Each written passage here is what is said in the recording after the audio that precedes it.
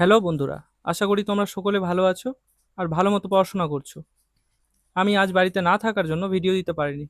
I am extremely sorry. এই ক্লাসটি কোনো সাজেশনের ওপর নয়, বরং সবচেয়ে ইম্পর্টেন্ট জিনিসের ওপর, আর সবচেয়ে ইম্পর্টেন্ট একটা ক্লাস।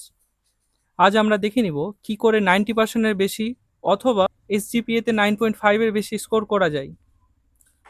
চলো দেরি না করে শুরু করা যাক। Hello friends, I am Azad and welcome to my channel the Gen Z teacher. আগে দেখে নেই আমাদের এক্সাম প্যাটার্ন, যে কত মার্কের কোশ্চেন কোটা করে আসে। 2 মার্কস কোশ্চেন, আমরা জানি 2 মার্কস কোশ্চেন 5টা থাকে, 10 নাম্বার। আর এটাই হচ্ছে সবচেয়ে হাই স্কোর করার জায়গা। তোমরা একটাও প্রশ্ন ছেড়ে আসবে না, লিখলেই নাম্বার। 5টা প্রশ্ন যদি ভালো মতো উত্তর দাও, 10-এ 10 পাবে এখানে। এটা একদম মিস্টেক করা যাবে না। আমি সাজেশন দিয়েছি, ওগুলো পড়ে যাবে, অবশ্যই পড়ে যাবে, লাস্ট টাইম একবার দেখে যাবে। এক্সাম হলের বাইরেও একবার ভিডিও দেখতে পারো, বা যেটাতে নোট করেছো ওটা দেখতে পারো। তারপর দেখি 5 মার্কের কোশ্চেন থাকে 3টে, 5 3-এ 15। এখানেও স্কোর ভালো করা যায়, 2 মার্কের মতো স্কোর হয় না, কিন্তু ভালো করা যায়, 4 4.5 5 আরামসে পাওয়া যায়। তুমি এখানে 15-তে 13 14 আরামসে পেতে পারবে। পয়েন্ট পয়েন্ট আউট করে করে লিখবে, এক এক করে নামাবে, রিয়েল লাইফ এক্সাম্পল দিবে। আর সহজ ভাষা ইউজ করবো, অত বেশি কঠিন ভাষার ইউজ করার কোনো দরকার নেই। এরকম না মনে হয় যে বই থেকে পুরো ছেপে দিয়েছো। তাই নিজের ভাষায় লিখবে আর গুছিয়ে লিখবে। তারপর দেখে নিই, 10 নম্বরের থাকে একটা কোশ্চেন, তাই তো। তো এটা একটু টাফ হয়ে যায় এটাতে নাম্বার তোলা, কারণ 10-এ খুব ভালো লিখলে 8 9 পাওয়া যায়। তবুও কি করবে, পয়েন্ট আউট করবে আর লিমিটেড লিখবে। বিএডে একটা সবচেয়ে বড় সমস্যা হচ্ছে, যেটা আমিও ফেস করেছিলাম নিজের সময়ে, সেটা হচ্ছে সময়ে কমপ্লিট করা যায় না।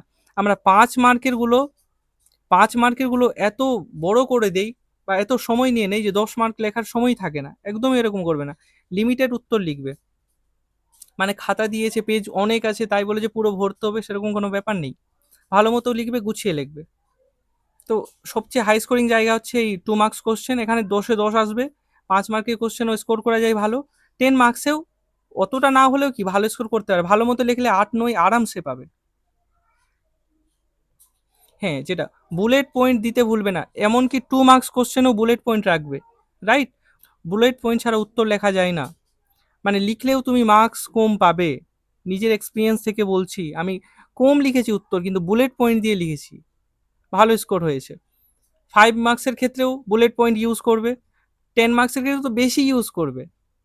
এরকম ভেবো না যে 2 মার্কসের কোশ্চেন আছে তো কোনো দরকার নেই ইউজ করার, না, একদমই না। তুমি আমার 2 মার্কসের কোশ্চেনের অ্যান্সারগুলো দেখবে, বেশিরভাগ কোশ্চেনে বুলেট পয়েন্ট ইউজ আছে। তারপর দেখে নি হেডিং। এবার দেখো, হেডিংয়ে আমাদের সমস্যা হয়, আমরা কি করি, পেন চেঞ্জ করি। রাইট, কেউ ব্লুতে লিখে, তো কেউ ওর পয়েন্ট আউট করে ব্ল্যাকে। এবার হেডিং দিতে গিয়ে আমরা কি করি, যে পেন চেঞ্জ করার জন্য অনেক সময় নষ্ট করে দিই। আমি বলবো পেন চেঞ্জ করার কোনো দরকার নেই। তোমরা ব্লুতে লিখলে ব্লুতেই হেডিং দিবে, কিন্তু যেন হেডিংটা বড় হয়।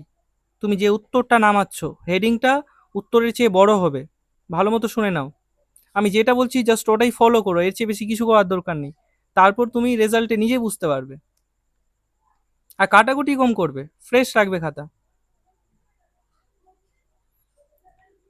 ফার্স্ট হ্যান্ড রাইটিং কেন বলছি এটা, কারণ আমার এটা হয়েছিল সেকেন্ড সেমে লিখতে গিয়ে, মানে আমি একটু বেশি সুন্দর করার চেষ্টা করছিলাম হাতের লেখা। তো এমন হয়েছিল যে আমার 10 মার্কসের কোশ্চেন্স আমি পুরো কমপ্লিট করতে পারিনি। মানে কমপ্লিট তো করেছিলাম, কিন্তু ওই পয়েন্টের যে ভেতরের জিনিসগুলো, ওগুলো ছোট ছোট করে লিখতে হয়েছিল, প্রত্যেকটা পয়েন্ট আমাকে কমাতে হয়েছিল, না হলে উত্তরটা কমপ্লিটই করতে পারতাম না। হ্যান্ড রাইটিং ফার্স্ট হওয়া চাই, একটু হাতে লেখা খারাপ হলেও চলবে, কিন্তু হ্যান্ড রাইটিং যেন ফার্স্ট হয়। ফার্স্ট হ্যান্ড রাইটিং যদি না থাকে তাহলে উত্তর কমপ্লিট করা ইম্পসিবল। বুঝলে, এগুলো তো অনেক সময় নেই, 5 মার্কে 10 মার্কে কি অনেক সময় নেই।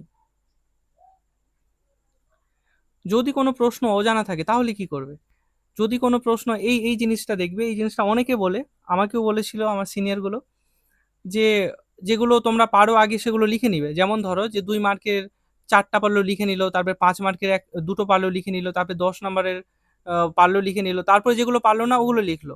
একদমই না, ওরকম একদমই করবে না। যেটার জায়গা সেখানেই লিখবে। ধরো যে 2 নম্বরের 4টা পারছো, একটা পারছো না, তোমার মনে হচ্ছে যে তুমি পড়ে লিখতে পারবে বানিয়ে, তুমি কি করবে, সেই জায়গাটা ছেড়ে দিবে, সেই জায়গাটা ছেড়ে দিবে। 5 নম্বরের কোশ্চেনও সেম, ধরো কোনো কোশ্চেন তুমি অ্যাটেম্প্ট করতে পারছো না, তো সেই জায়গাটা ছেড়ে দিবে, পড়ে থেকে তুমি যে কোনো উত্তর বানিয়ে লিখতে পারো, কারণ এরকম তো না যে তুমি টপিকটা জানো না, রাইট? তো ওরকম করবে না যে 2 লিখলে, তারপরে 5 লিখলে, তারপরে 10 লিখলে, তারপরে আবার 2 লিখছো, 5 লিখছো, 10 লিখছো, একদমই না। 10 নম্বরের কোশ্চেনের ক্ষেত্রে কি সেম, শেষে রাখার চেষ্টা করবে, আর ভালো মতো লিখবে, গুছিয়ে লিখবে। এই যে দেখো হেডিং এর কথা যেটা বলছিলাম, এটা ধরো এটা হচ্ছে তোমার জেনারেল অ্যান্সার, এটা হচ্ছে হেডিং। তো জেনারেল অ্যান্সার থেকে দেখো হেডিংটা কত বড় আছে, আমি রেড কালারের অ্যান্সার লিখেছি, রেড কালারেরই হেডিং হয়েছে, কোনো কালার চেঞ্জ করিনি, কিন্তু সাইজের পার্থক্য, এটা কি করেছি, বড় করেছি। আরেকটা জিনিস, মোস্ট ইম্পর্টেন্ট জিনিস, ওএমআর ফিল আউট। এবার তোমাদের মধ্যে মনে প্রশ্ন জাগতে পারে যে ফিল আউট, এটা তো ফিল আপ হই, আসলে ফিল আপ বলে কিছু নেই, ফিল আউট হই, কোনো জিনিস পূরণ করাকে ফিল আউট বলে। তো ওএমআর ভালো মতো ফিল আউট করবে মন দিয়ে, কারণ এটা যদি ভুল হয় তাহলে অনেক প্রবলেম ফেস হবে। যাদের খুব অসুবিধা হয় তারা পেন্সিল দিয়েও করতে পারো আগে, কিন্তু পেন্সিল দিয়ে না করাই ভালো, পেন দিয়েই করবে। আর এডমিট কার্ড নিয়ে যেতে ভুলবে না। আর পরীক্ষা হলে গল্প তো কমই করবে, হল ম্যানেজমেন্টের তো আশায় থেকো না, এই বছর কিন্তু ওরকম হচ্ছে না, যদি হই কারো সেন্টারে হতেই পারে, সেটা বলছি না আমি, তাহলে তাদের কপাল। নিজে উত্তর লেখাতেই ধ্যান দিবে, টাইমে কমপ্লিট করার চেষ্টা করবে। তোমাদের কালকের জন্য অল দ্য ভেরি বেস্ট, ভালো মতো পরীক্ষা দিও, পুরো একদম ফাটিয়ে এসে পরীক্ষা, যেমনই হোক আশা করছি ভালো হবে, তোমাদের সবারই ভালো হবে। আমাকে অবশ্যই জানাবে, আমাকে যে কোনো ভিডিওতে বা টেলিগ্রামে কমেন্ট করবে, টেলিগ্রাম, ইয়েস, টেলিগ্রামে কি করবে, কমেন্ট করে জানাবে কেমন হয়েছে তোমাদের পরীক্ষা, কেমন কি কমন পেয়েছো, লিখতে পেরেছো কিনা, সব জানাবে। তোমাদের যদি পরীক্ষা ভালো, সত্যিই আমি খুব খুশি হব। ঠিক আছে, অল দ্য ভেরি বেস্ট, ভালো মতো পরীক্ষা দিও। আর কিছু নিয়ে যেতে ভুলবে না, কলম, অ্যাডমিট কার্ড, আর হ্যাঁ ইউনিফর্ম পরে যাবে, ইউনিফর্ম, আই কার্ড রাখবে, এটা বলছি না এটা বাধ্যতামূলক, কিন্তু রাখবে। ওটা ওটা দেখলে কি ডিসেন্ট স্টুডেন্ট মনে হয়। ঠিক আছে, ভিডিওটা এখানে শেষ করছি, লম্বা করছি না ভিডিওটাকে। All the very best.